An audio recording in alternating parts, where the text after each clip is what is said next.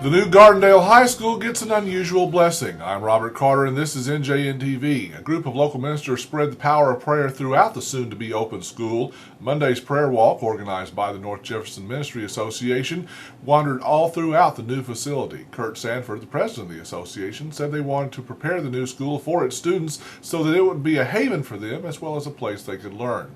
The new school, which is scheduled to open in about 3 weeks, is one of 3 new high schools in the North County area scheduled to open this calendar year. Corner High plans to move into its new facility in the spring, and Mortimer Jordan's new school is planned for a December opening.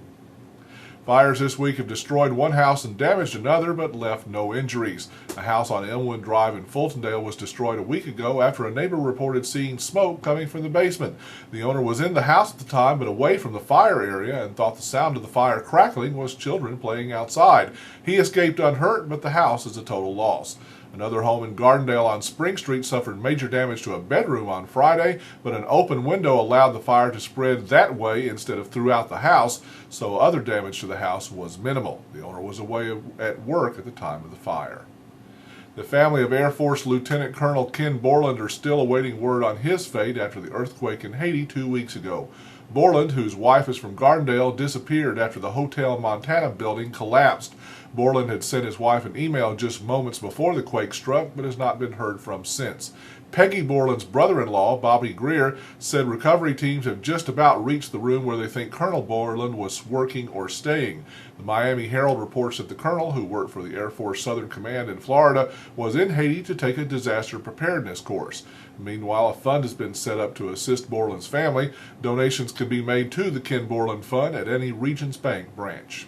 Sports and weather in just a moment, but first, here's a look at the NJN Community Calendar.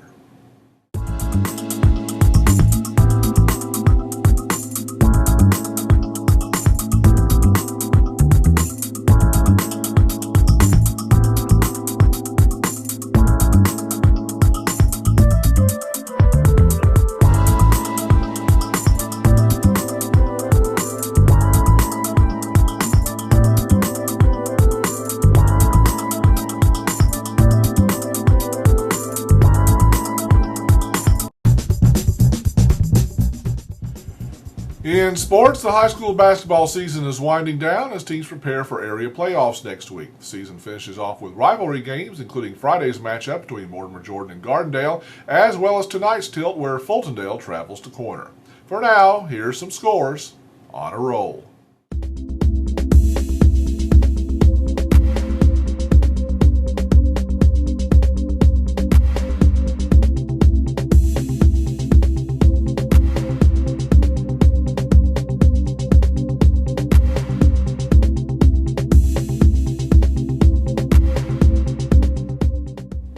In weather, we're in for some rain, but it'll be a lot worse not too far north of here. The NJN 4-day forecast calls for a few sprinkles and maybe a little sleet tonight, then steady rain moving in Friday and finishing up on Saturday. There could be a few flurries or some sleet on the backside of this front, but nothing like what they'll get in Tennessee and parts of far northern Alabama, where significant snow and ice are expected.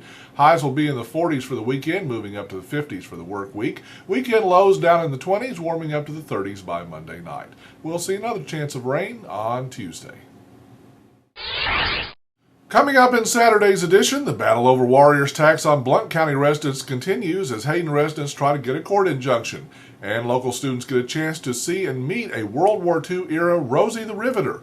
Plus all the high school sports action, of course, all in Saturday's North Jefferson News. And that is NJNtv for Thursday, January 28th. Remember to check out the NJN on Facebook. Just go to facebook.com and search for North Jefferson News.